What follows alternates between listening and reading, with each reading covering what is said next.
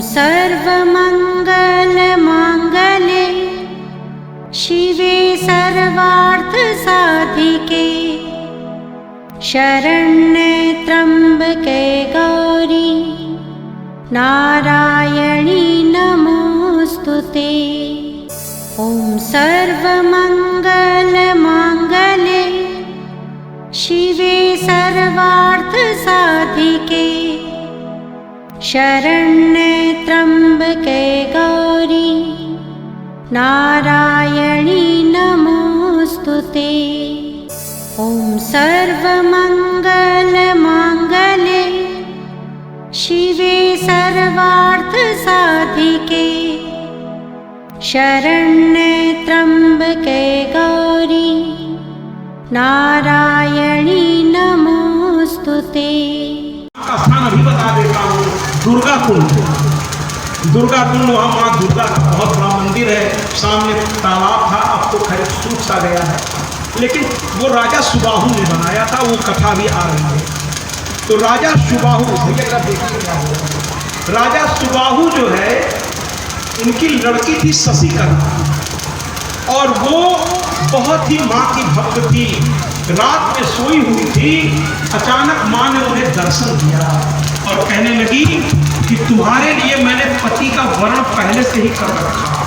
तुम भी माँ की भक्त हो, मेरी भक्त हो, और मेरा एक बेटा भी मेरा बहुत बड़ा भक्त है। तुम दोनों की जोड़ी बहुत अच्छी लगेगी। तुम मेरे सुदर्शन को स्वीकार कर लो, तुम्हारी जोड़ी मैंने बना रखी है। और शशिकला ने कहा जैसी आपकी आज्ञा। माँ सपने में आई, सपने में ही अंदर ध्यान हो। शशिकला ने सुबह उठकर अपनी माँ से कह दिया, खुद तो शर्म के मारे नहीं बोल पाई, सखी से करवा दी, मैं सुदर्शन से विवाह करना चाहती हूँ। माँ ने पिता को बताया। पिता थोड़ा प्रैक्टिकल होते हैं, वो नाराज हो गए, कह रहे उसको राज्य से निकाल दिया गया है, वो जंगल में रहता है। तुम एक राजा की लड़की होकर एक भिखमंगे से शादी करना चाहती हो। नहीं है, वो छोटा था, अब वो बड़ा हो गया है। आज नहीं तो कल वो अपने राज्य को ग्रहण करेगा, और मैं राज्य के लिए नहीं, ये तो माँ का आदेश है, मैं सुदर्शन से ही विवाह करूंगी। सुबाहु नहीं माने। उन्होंने जो है स्वयंवर रचा, उसमें विभाजित आया और फिर ललकारने लगा सुदर्शन को, और शशिकला ने सुदर्शन को बुला लिया था। सुदर्शन माँ के साथ आया, और माँ के आदेश था कि जैसे जैसे वक्त रास्ता दिखाता जाए आगे बढ़ते चले जाना, रुकना नहीं। और उसलिए वो उस आदेश का पालन करते हुए निकटता शत्रुओं के बीच घुस गया, क्योंकि माँ पर उसे विश्वास था। जिसे अपने इष्ट पर विश्वास होता है वो संकट से घबराता नहीं है, नहीं है। वो कहता आ, पूरी शक्ति से आ, ये मेरे इष्ट का ये भक्त सीना तान के तेरा स्वागत करेगा, सीना तान के तेरा स्वागत करेगा। अहंकार से नहीं, स्वाभिमान से। स्वाभिमान और अहंकार में थोड़ा सा अंतर होता है महाराज, आज मैं बता दूं। स्वाभिमानी होना अच्छी बात है, अहंकारी होना अच्छी बात नहीं है। स्वाभिमानी व्यक्ति कभी किसी का अनादर नहीं करता, और अहंकारी व्यक्ति कभी किसी का सम्मान नहीं करता। ये पहचान है। उसको कुछ कहिए क्यों देखेगा। ऐसे मूर्खों का तो कोई इलाज नहीं, कोई इलाज नहीं। जिसके नजरों में विनम्रता नहीं है वो जीवन में कुछ नहीं करता। तो कहने का तात्पर्य यह है कि सुदर्शन पहुंच गया। विभाजित ने कहा तुझे डर नहीं लग रहा है? वो कहता है जब मेरी माँ का आदेश हो तो मैं माँ के सिवा किसी से नहीं, मुझे डर लगता ही नहीं, क्योंकि मैं किसी का बुरा चाहता ही नहीं। मैं तो अपनी माँ की भक्ति और उनके आदेश के अंतर्गत रहता हूँ। जो होगा सो देखा जाएगा। स्वयंवर था, स्वीकार कर लिया। राजा हाथ मलते रह गए। उस समय स्त्री को अधिकार होता था कि अपने मन पसंद पति को वो चुन सके, क्योंकि जीवन भर उसको साथ रहना है। उस समय ये अधिकार हुआ। आज भी ये अधिकार आप दीजिए, लेकिन मैं स्त्रियों से, कन्याओं से कहूंगा कि अपने माँ बाप के अनुभव को सबसे ऊपर रखिए, क्योंकि वो आपसे ज्यादा जमाना देखें। उनकी बात को सुनिए, वो आपका भला चाहते हैं महाराज। तो इच्छा स्वयंवर का मतलब ये नहीं कि आप स्वच्छंद हो जाए, देखिए, अगर आप अपने विचारों को धर्म से बांध देंगे तो आप मर्यादित हो जाएंगे। रावण और हनुमान में एक ही अंतर था। हनुमान जी बिना पूछे कोई काम नहीं करते थे और रावण किसी भी काम करने से पहले पूछने की जरूरत ही नहीं समझता। इसके बदले आज हनुमान जी की मूर्ति हर चौराहे पर मिलेगी। रावण की कहीं मूर्ति शायद दक्षिण भारत में कहीं हो तो हो, वरना कहीं नहीं है, कहीं नहीं है। क्योंकि गलत को कौन पूजेगा महाराज, कौन पूजेगा। तो कहने का तात्पर्य यह है कि सुदर्शन का विवाह हुआ, इसके बाद उसकी वर विदाई हुई। वहाँ तो कोई कुछ कर नहीं सका क्योंकि इच्छा स्वयंवर था, वहाँ नियमों का पालन हो गया। लेकिन बाहर सब घेर के खड़े थे कि बाहर निकलेंगे तो इन बच्चों को मारेंगे, छोड़ेंगे नहीं। ये निकल पड़ा और ये निकल करके जो है अपनी पत्नी को बैठाया। सुबाहु कहे बेटा बाहर सब खड़े हैं, कहे मुझे माँ पर विश्वास है। और सेनापति से कहा आगे बढ़िए। अब उसके पास सेना भी थी, रथ भी था, पत्नी भी थी, माँ ने सब दिला दिया था। उसे दहेज में राजा सुबाहु ने एक छोटी सी सेना, बल्कि विशाल सेना मैं कहूँगा कि अपने राज्य पर तुम फिर से काबिज हो, अब तुम योग्य हो गए हो। और ये कहकर वो निकला कि जैसा माँ चाहेंगी वैसा ही होगा। लेकिन सुबाहु का मन नहीं माना, कन्या का सवाल था, अब वो उसका दामाद था, इसलिए सुबाहु भी पीछे पीछे। लेकिन उनकी सेना इतनी नहीं थी कि इतने राजाओं की सेनाओं का सामना कर सके महाराज। घनघोर युद्ध प्रारंभ हुआ, लोग टूट पड़े। और जब जब असत्य और सत्य के बीच में युद्ध होता है तो भगवान आता है महाराज, किसी न किसी रूप में भगवान। क्योंकि सत्य को आप परेशान कर सकते हैं लेकिन पराजित नहीं कर सकते। मैं डंके के चोट पे कह सकता हूं इस जगह से, सत्यमेव जयते। असत्य कभी जीता ही नहीं है, इतिहास उठा के देख लीजिए। वो जीतता दिखाई देता है लेकिन जीत नहीं पाता। जीतता सत्य ही है, चाहे थोड़ा देर लग जाए। देर है, अंधेर नहीं है। अंत में मां प्रकट हो गई, देखा कि तो एक साथ एक लड़के पे टूट पड़े हैं सब, तो ये तो बड़ा गलत है। एक एक करके लड़के तो सुदर्शन काफी था, एक साथ घेर लिया लोगों ने। कहा इसको मार डालो, इसकी पत्नी को छीन लो, इतनी सुंदर कहाँ मिलेगी, इसकी दौलत ये जो ससुराल से मिली सब ले लो। सब टूट पड़े, मारो मारो। मां प्रकट हो गई। युधाजित ने देखा लोग घबरा रहे, एक सिंह पे सवार अष्टभुजा स्त्री को पहली बार लोग देख रहे थे, लोग डर गए। ये कौन? युधाजित दुष्ट प्रवृत्ति का था। कहा एक औरत से डर रहे हो, थोड़ी सी सिंह पे चढ़ के चली आई तो तुम लोग डर गए। अरे कुछ नहीं कर पाएगी, अकेले आई है, इतनी बड़ी सेना, इसको भी मार डालो। और जैसे ही उसने कहा, माँ को क्रोध जल्दी आता नहीं, वो माँ है ना, माँ जल्दी क्रोधित नहीं होती। आपको याद है जिंदगी में कभी जब माँ आपसे नाराज हुई हो तो माँ की आदत जानते हैं, एक झापड़ वो भी बड़ी मुश्किल से मारेगी और खुदे बैठ कर रोने लगेगी, ऐसी होती है। और पिताजी के हाथ कभी लगे तो याद आता होगा, कायदे से फिर धुलाई होती। तो थोड़ा अंतर होता है। पिता प्रैक्टिकली सोचता है कि इसको सुधारना बहुत जरूरी है, वरना इसका जीवन तकलीफ से भर जाएगा। वो आपको सुधारने का प्रयास है, कोई दुश्मनी उसकी आपसे नहीं है। कोई भी बड़ा अगर आपको डांटता है तो उसको दुश्मन की तरह मत देखिए। अरे वो आपका सबसे बड़ा हितैषी है, तभी तो रोक टोक रहा है। जब वो नहीं रहेगा तो कोई रोकने टोकने वाला जो मन में आए आप करेंगे और उसका परिणाम फिर भोगेंगे। बड़ों को अपने आस पास रखिए, बहुत सारी मुसीबत से वो आपको बचा लेगा। बड़ों को अपने घर में सबसे ऊपर स्थान दीजिए। रसोई से लेकर डाइनिंग टेबल तक से लेकर के ड्राइंग रूम तक, अर्थात बैठका तक, खाने भोजन हर जगह उनको पहले थाली दीजिए। घर के बड़े बुजुर्गों का सम्मान कीजिए। अरे भैया, ये आपके प्रतिष्ठा के जागरूक पहरेदार हैं। ये बैठे हैं तो आपकी प्रतिष्ठा अक्षुण है, इनका अपमान मत कीजिए, इनके आदेशों का पालन करें। तो युधाजित ने कहा अरे इसको मार डालो, ये है कौन? जैसे ही कहा मां को क्रोध आ गया और मां ने कुछ खास नहीं किया, क्रोध में बस उनके नथुने से एक आवाज निकली और ये जलकर भस्म हो गया। अच्छा नहीं लगा, एक राक्षस नहीं गया। जलकर भस्म हो गया।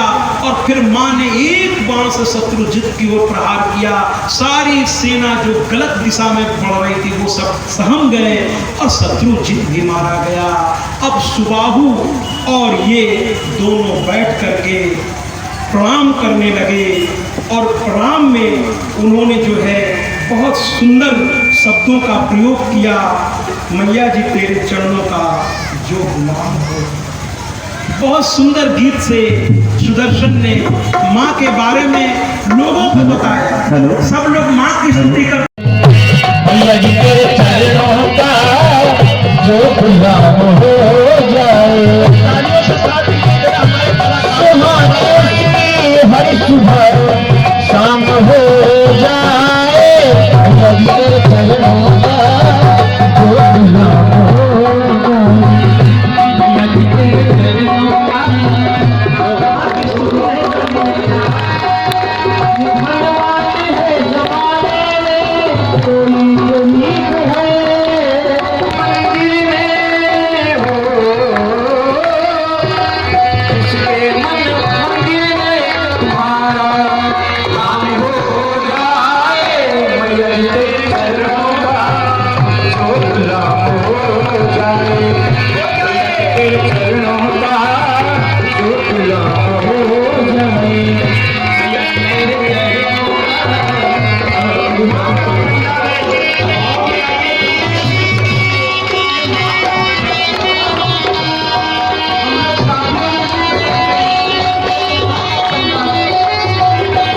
कीमत बनाई आपने लाखों करोड़ की, कीमत बनाई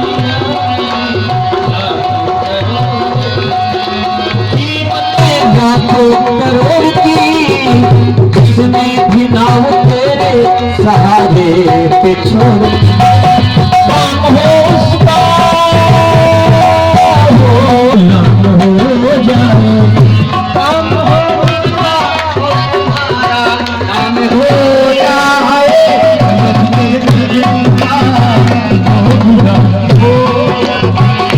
सुहानी उसकी हर सुबह शाम हो जाए।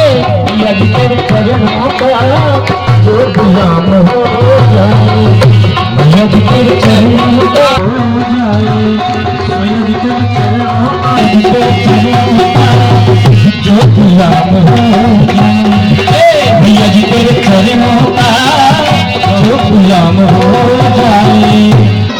एक बात मैं बताने जा रहा था, लेकिन व्यवस्थाएं क्या बताएं। नवरात्र, अब जरा ध्यान से मेरी बात सुनिएगा। नवरात्र सभी लोग रखते हैं। नवरात्र में क्या करना चाहिए क्या नहीं करना चाहिए ये सिर्फ देवी भागवत से आपको पता चलेगा। इसलिए देवी भागवत जरूर सुनना चाहिए, बार बार सुनिए। इसका एक आवृत्ति छोड़िए, आधा श्लोक भी बहुत है, लेकिन इसमें व्यास जी कहते हैं अगर 9 आवृत्ति इसकी हो जाए तो फिर जीवन सफल हो जाए। कम से कम 3, फिर 5 या 7 या 9, ऐसे तो देवी भागवत में व्यास जी ये भी कहते हैं इसका आधा श्लोक भी आपको दुर्गति से बचा सकता है। अर्ध श्लोकी। आइए बहुत ध्यान से सुनिएगा, नवरात्र कैसे रखना चाहिए, क्या क्या करना चाहिए। स्वयं माँ ने सुबाहु के पूछने पर उन्होंने अपने पूजा का तरीका बताया हुआ कि नवरात्र में माँ की पूजा में जो कन्याओं को हम लोग खिलाते हैं, पहले उसके बारे में सुनिए। बहुत जरा मैं उधर की माताओं से कहूँगा अगर आपस में आप बात करेंगे तो फिर मेरी बात आप नहीं सुनेंगे, फिर यहाँ तक आना आपका व्यर्थ हो जाएगा। नवरात्र में कन्या भोजन जो हम लोग कराते हैं उसकी संख्या क्या होनी चाहिए, उसमें अधिकतम 9, कम से कम 8, या तो 8 या 9, इससे नीचे या उससे ऊपर नहीं होना चाहिए। कुछ लोग बहुत जो अच्छे पैसे वाले होते हैं वो सोचते हैं अरे 101, 108, अच्छा कुछ लोग तो सलाह भी दे देते हैं हाँ करिए। अरे भैया मनमानी नहीं है, नियम से चलिए। या तो 8, और मैं तो कहता हूँ सबसे सुंदर है 9, पहली बात। दूसरी बात ध्यान से सुनिएगा, वो कन्या आपके घर की नहीं होनी चाहिए। कुछ लोग कहते हैं कहाँ ढूंढने जाए, अपने घर में इतनी लड़कियां छोटी छोटी, सबको बैठा खिला देंगे हो। अरे वो कन्या तो रोज आपके घर में खाती है, फिर कहाँ कन्या भोजन हुआ? तो कन्या बाहर से मतलब आपके पास पड़ोस से हो, है ना। और मजा तो तब है जब किसी गरीब की बच्चियां मिल जाए जिन्होंने कई दिन से भोजन, ऐसा नहीं है तो कोई बात नहीं, हो सके तो अपने पास हो, जो अच्छे परिवार की है, लेकिन उनकी उम्र क्या होनी चाहिए ये भी ध्यान से सुनिए। ये सिर्फ आपको इस पुस्तक से पता चलेगा। 2 वर्ष से नीचे की नहीं होनी चाहिए। अब आप कहेंगे क्यों नहीं होनी चाहिए 2 वर्ष से नीचे की? क्योंकि 2 वर्ष से नीचे के बच्चों को स्वाद का पता नहीं होता। तो जिसको स्वाद का पता ही नहीं उसको आप भोजन कराएंगे तो क्या लाभ होगा? तो 2 वर्ष से ऊपर की बच्चियां होनी चाहिए और 10 वर्ष से ऊपर की नहीं होनी चाहिए। यानी 2 साल से 10 साल के बीच की लड़कियों को ही कन्या भोजन में आप बैठाएंगे, 2 से छोटी नहीं और 10 के ऊपर वाली।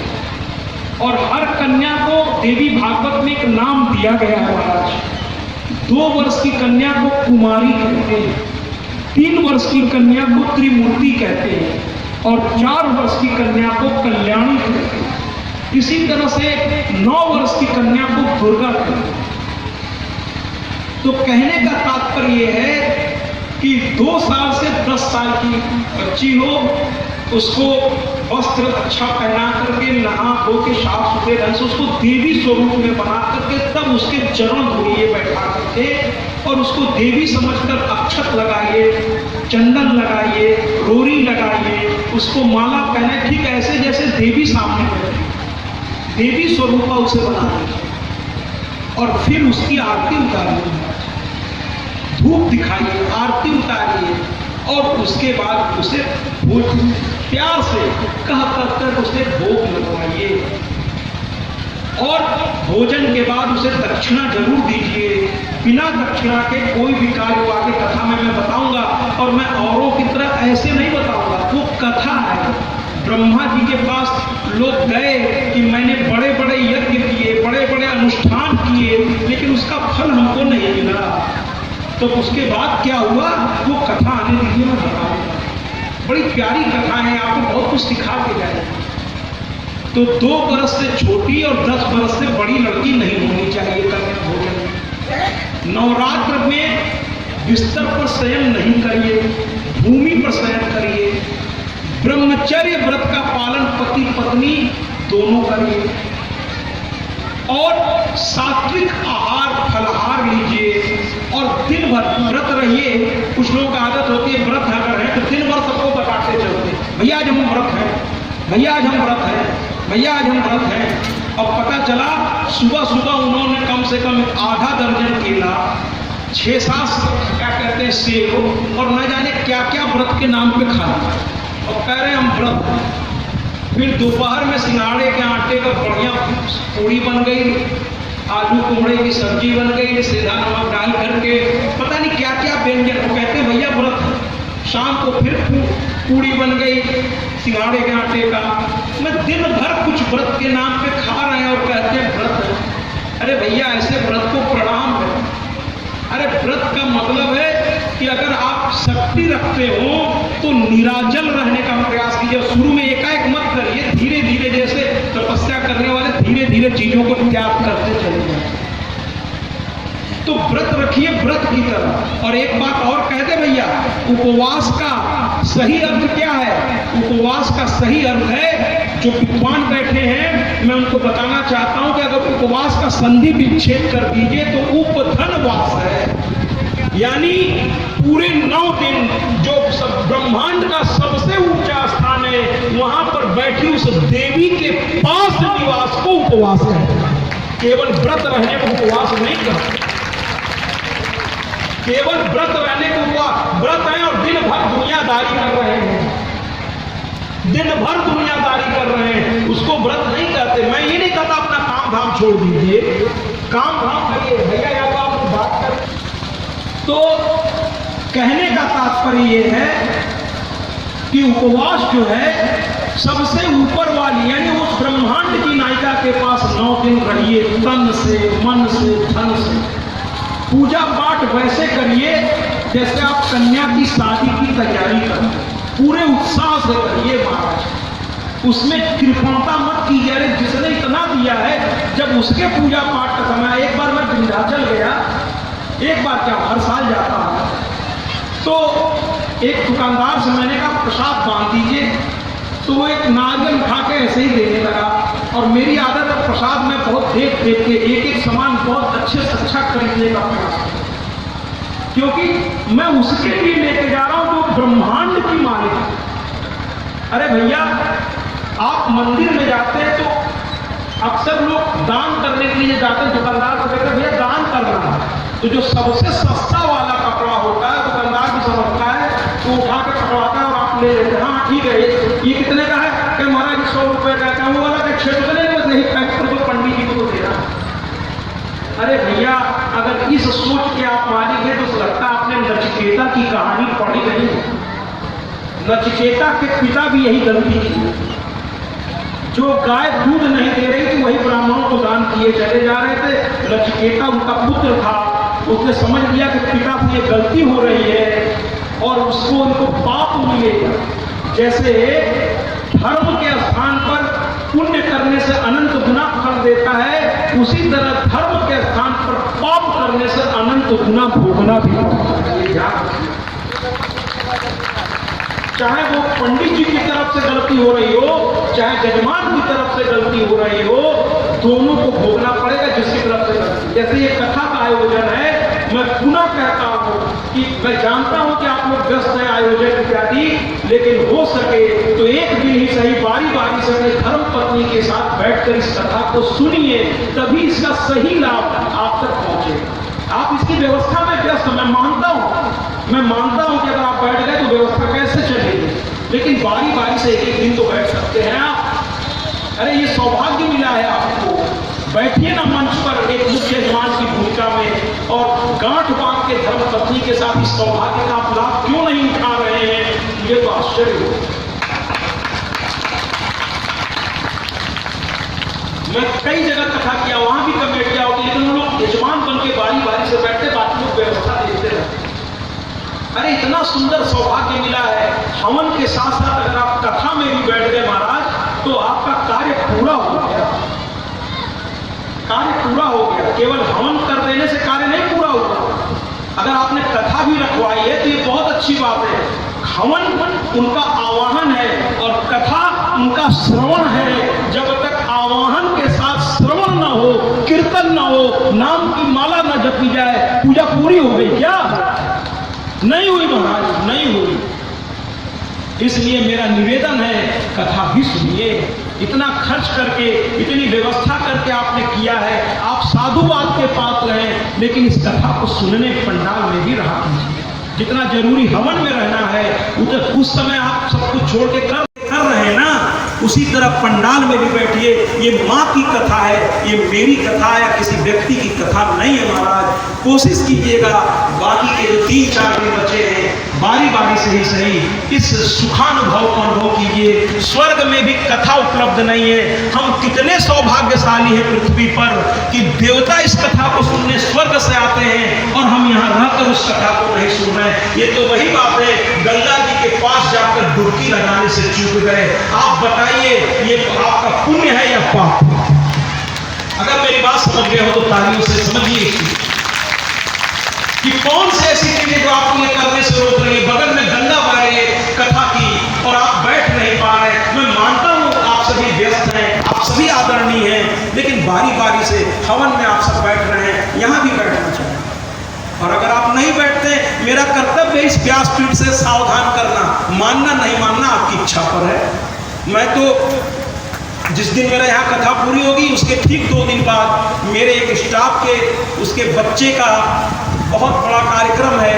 उसने स्टेशन पर एकाएक मुझसे कहा कि महाराज जी आप बहुत व्यस्त रहते हैं, लेकिन मैं तो आपका बच्चा करके नवरात्र व्रत का पालन करिए, ब्रह्मचर्य। और एक बात माताओं आपसे कहना चाहूँगा, माताओं को कुंभड़ा, पता नहीं है इसको क्या कहते हैं, शायद बिहार में कोहड़ा कहते होंगे, तो पूरे सगे कुमड़े को माताएं आप लोग कभी मत काटा कीजिए, वो एक तरह से बलि मानी जाती है।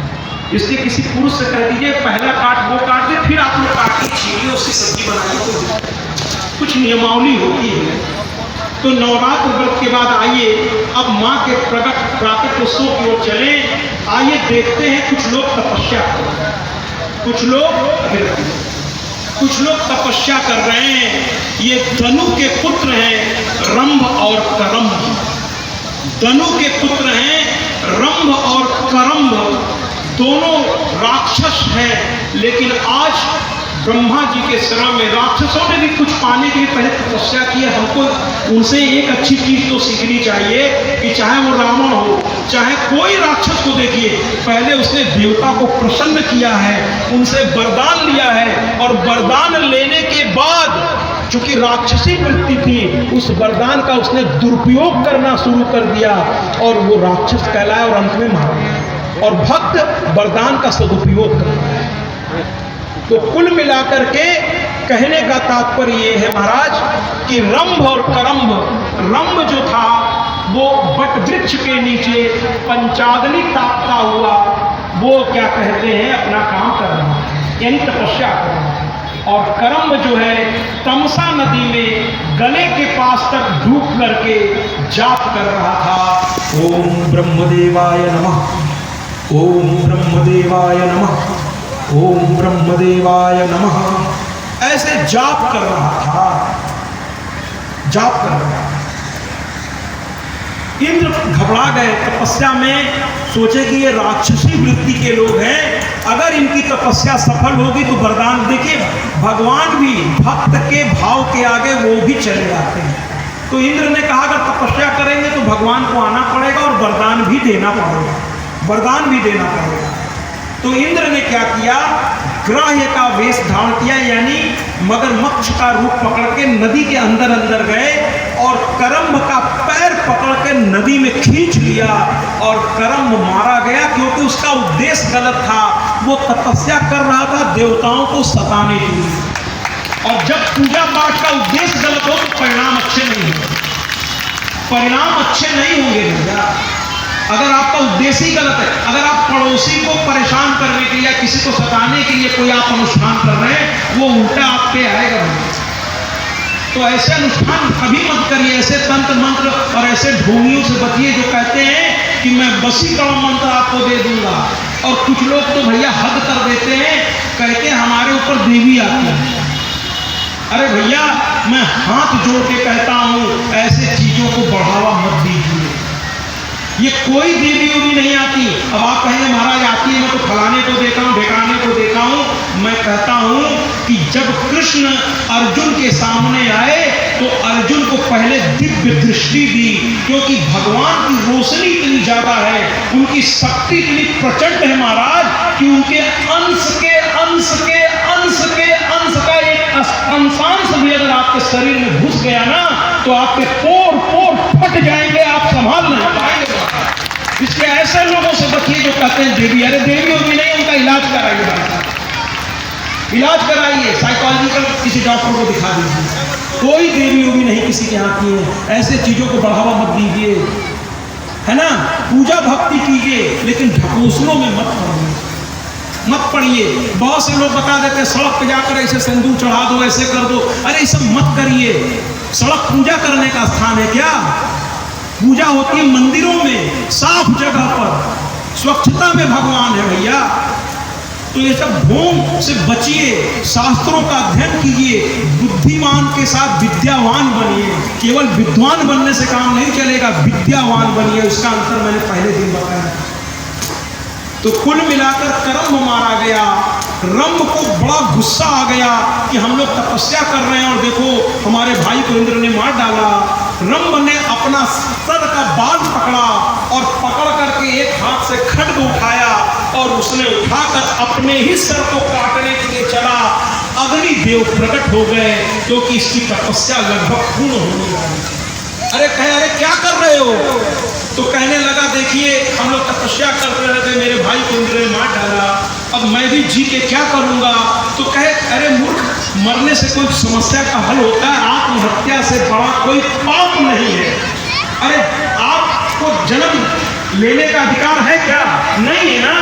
ये भगवान तय करता है कि आपका घर कौन सा होगा, आपके माता पिता कौन से होंगे, आप किस तिथि किस नक्षत्र में आपका जन्म होगा, आपके कर्मानुसार भगवान इसको तय करता है। तो जब जन्म देने का अधिकार उसके पास है तो मौत का भी अधिकार उसके पास है। उसने आपके मौत का भी समय, जन्म के समय आप कौन होते हैं अपने आप को मारने वाले? आत्महत्या पाप है, महापाप है, महापाप। मत सोचिए ऐसा। अग्नि ने कहा कि ऐसा मत करो। अग्निदेव ने कहा, इसने प्रणाम किया। अग्निदेव ने कहा तुम बताओ तुम्हें क्या चाहिए? कहे मुझे पुत्र की इच्छा है। धीरे धीरे महिषासुर आ रहा है और महिषासुर आएगा तो महिषासुर मर्दनी भी अब आएगी। तो कहे मुझे पुत्र की इच्छा है। अग्निदेव ने कहा जाओ, इस तपस्या से उठ के जैसे ही तुम आगे बढ़ोगे और जिस स्त्री पर तुम्हारा भाव आ जाएगा उसे अपनी पत्नी बना लेना और उससे तुम्हें ऐसा पुत्र उत्पन्न होगा जैसा तुम चाहते हो। और वो क्या चाहता था कि मेरा ऐसा पुत्र हो जो किसी से हारे नहीं, न देव से, न दानव से, न यक्ष से, न गंधर्व से, न किन्नर से। उसे इतनी शक्ति प्राप्त हो कि वो पूरे भूमंडल नहीं पूरे ब्रह्मांड का राजा बन जाए। ऐसी उसकी गलत सोच। और इसी सोच के चलते उसने कहा कि पुत्र मुझे मिलेगा और जैसा मैं चाहता हूं। अग्निदेव ने कहा तथास्तु।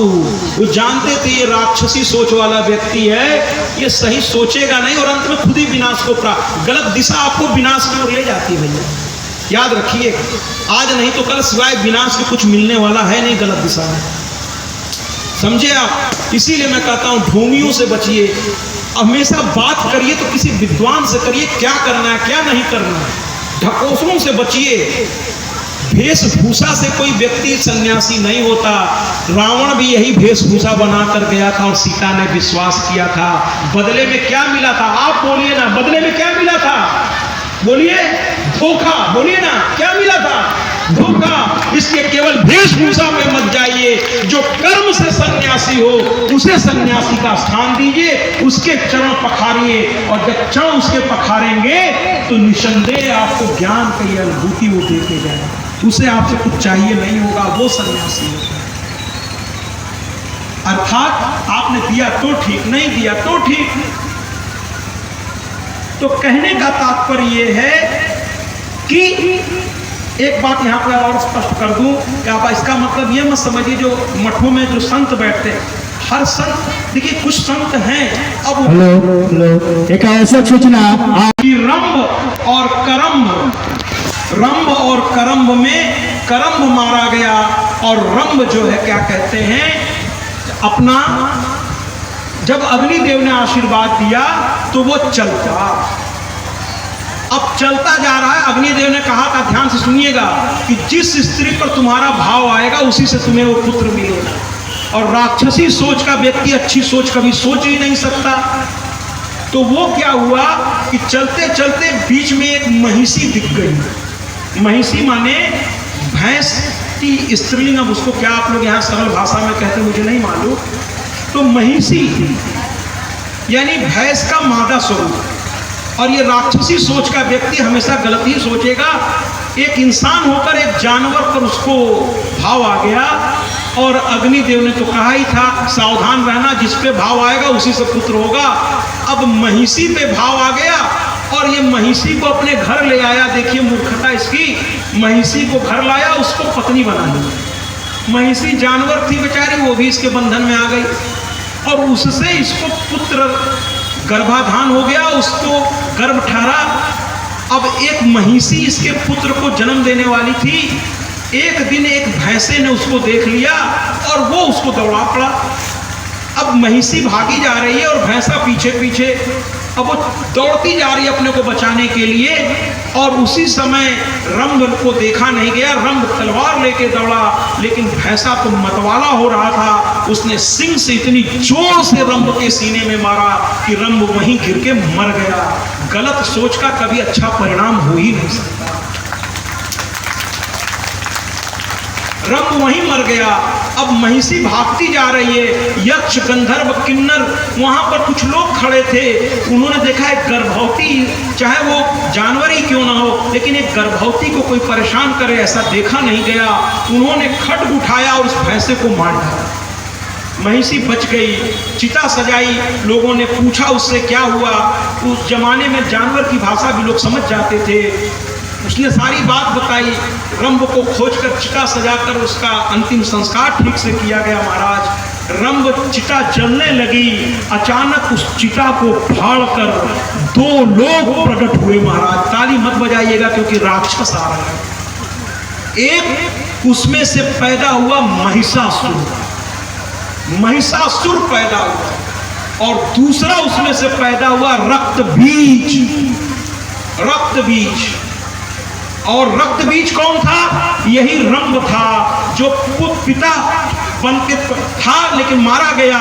लेकिन पुत्र प्रेम में पुत्र पैदा हुआ महिषासुर, तो ये पीछे पीछे रक्त बीज बनकर पैदा हुआ। और अंत में दोनों ने तपस्या करने का फैसला किया। दोनों अलग अलग दिशा में चले, एक दूसरी जगह, एक दूसरी जगह।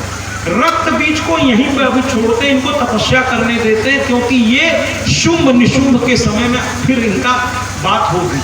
लेकिन अब बात शुरू करते महिषासुर की। उसने ब्रह्मा जी की तपस्या की, ब्रह्मा जी प्रसन्न हुए, ब्रह्मा जी प्रसन्न हुए और ब्रह्मा जी से उसने पूछा कि हे ब्रह्मदेव, क्या आप मुझपर प्रसन्न हैं? ब्रह्मदेव ने कहा हाँ पुत्र, वरदान मांगो। तो महिषासुर ने कहा मुझे वरदान दीजिए, मैं अमर हो जाऊं। तो ब्रह्मा जी ने कहा भैया, जो मेरे पास नहीं है मैं तुम्हें कैसे दूं? जब मैं अमर नहीं हूं तो तुम कैसे हो सकते? इस संसार में जो आया उसे एक दिन जाना है। जिंदगी तो बेवफा है, एक दिन ठुकराएगी। मौत महबूबा है, अपने साथ लेकर जाएगी। मर के जीने की अदा को दुनिया को जो सिखलाएगा, वो मुकद्दर का सिकंदर भैया मेरे कहने। तो मौत से कैसा डरना? मौत से किसकी यारी? आज तेरी तो कल मेरी बारी। लेकिन इसको मौत से, राक्षसों को मौत से ही डर लगता। तो कहे अमर कर दीजिए, कहे ये संभव नहीं है।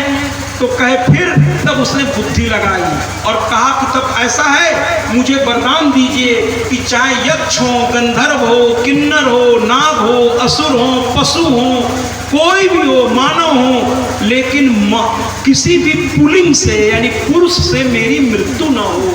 ब्रह्मा जी देखिए, जानते हुए कि राक्षस है, फिर भी देवताओं का हृदय, उन्होंने कहा सोच रहे हो ना अच्छी तरह? तो कह रहे महाराज, स्त्री मेरा क्या कर लेगी? कुछ लोग स्त्री के बारे में ऐसे ही सोचते हैं, कह रहे ये कौन? तो कहे स्त्री मेरी क्या कर लेगी? और वो भूल जाते हैं कि स्त्री अगर माँ है तो अगर उसको आप ललकारेंगे तो फिर वो दुर्गा भी है, काली भी है, चंडी भी है। उसके आन बान शान को मत ललकारिए, वरना मातृत्व छोड़कर जब खड्ग उठा ली तो रक्त पिपासा हो जाएगी। तो कुल मिलाकर इसने कहा रे स्त्री मेरा क्या कर लेगी? ब्रह्मा जी ने मुस्कुरा के कहा अर्थात, तो कहे स्त्री को छोड़कर किसी से मैं मारा ना जाऊं। तो उसने, ब्रह्मा जी ने कहा, इसको उसने वरदान समझा। हकीकत में राक्षस वरदान नहीं मांगते थे, अपनी मौत मांगते थे कि मेरा मौत ऐसे हो। वो समझ नहीं पाते थे अपनी बेवकूफ़ी के चलते। वो कहा स्त्री। ब्रह्मा जी ने कहा ठीक है, तुझे कोई स्त्री ही मारेगी। और वो खुश हो गया कि वरदान मिल गया। हकीकत में उसे वरदान ये मिला कि स्त्री ही तुझे मारेगी। और कह के ब्रह्मा जी चले गए। अब ये उत्पात करने लगा, पहले पृथ्वी को जीता, फिर जाकर के स्वर्ग पर धावा बोला। यहाँ तक कि ब्रह्मा विष्णु महेश भी इसके आगे टिक नहीं पाए, सब अपने अपने धाम चले गए। और देवताओं को स्वर्ग से इसने भगा दिया। वो जा करके छुप गए, बिछाए छुप गए। और छुपने के बाद वो लगे माँ से प्रार्थना करने। माँ खुल के दुष्टता करने लगता है। इतना किया कि देवताओं को कहने पड़ा, अम्बे माँ तुम बड़ी। आइए ना हर्ष के माध्यम से और राहुल के माध्यम से इस गीत का आनंद लें। अम्बे माँ बड़ी दयालु हो, भैया जी तुम बड़ी दयालु हो। भैया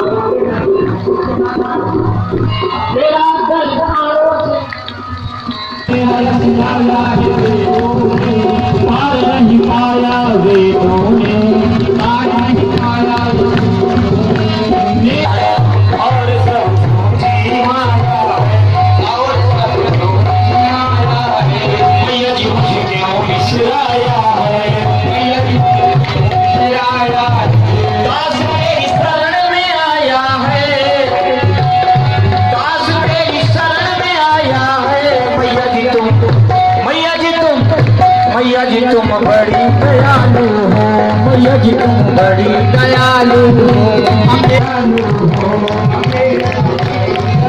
उन्होंने कहा पुत्र इसका हल मैं तुम्हें बता तो सकती हूँ, लेकिन तुम विष्णु के पास हो। और उसके बाद सारे देवता एकत्र होकर विष्णु के पास गए और अपना दुख बताने लगे।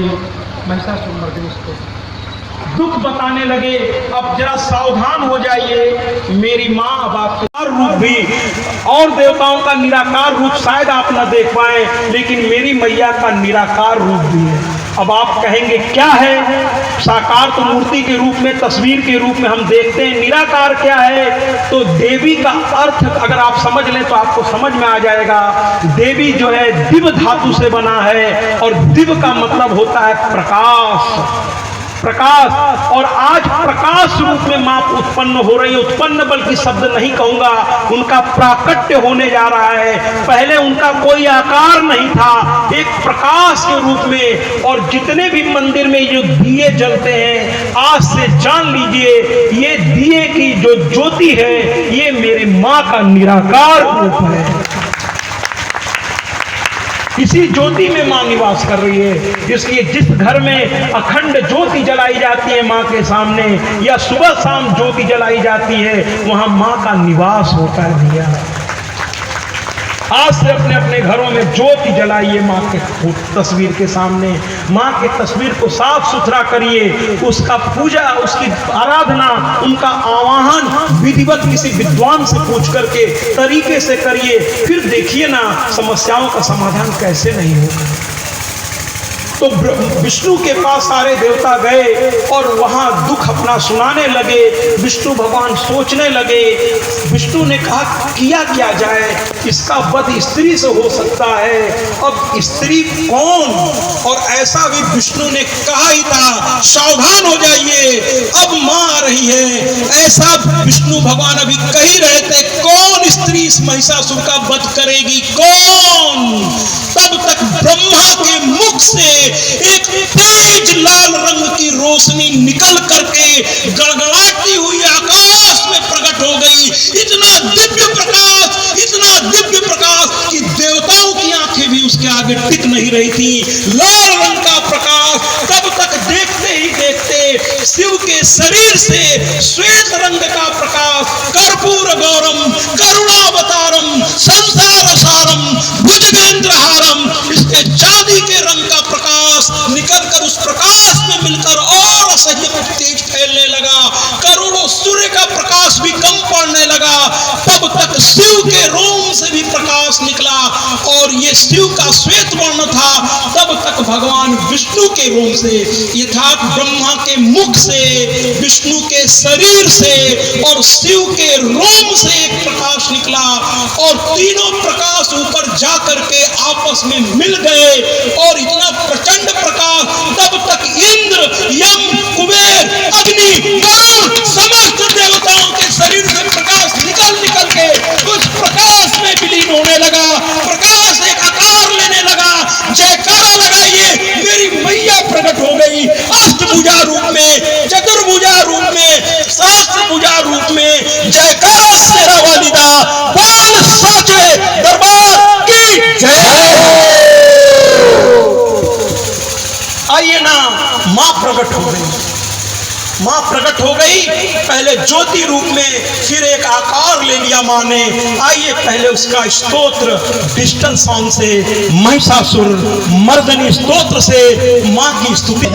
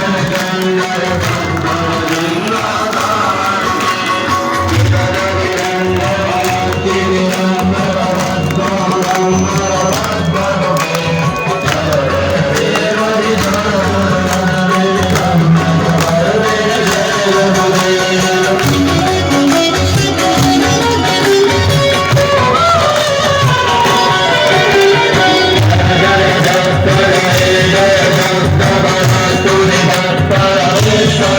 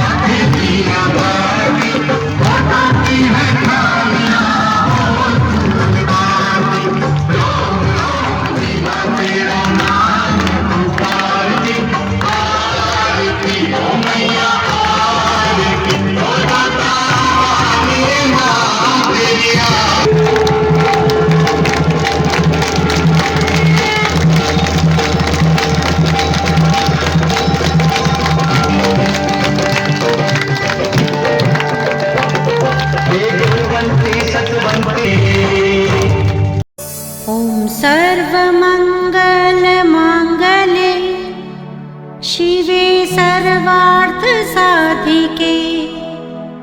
शरण्ये त्र्यम्बके गौरी नारायणी नमोऽस्तुते।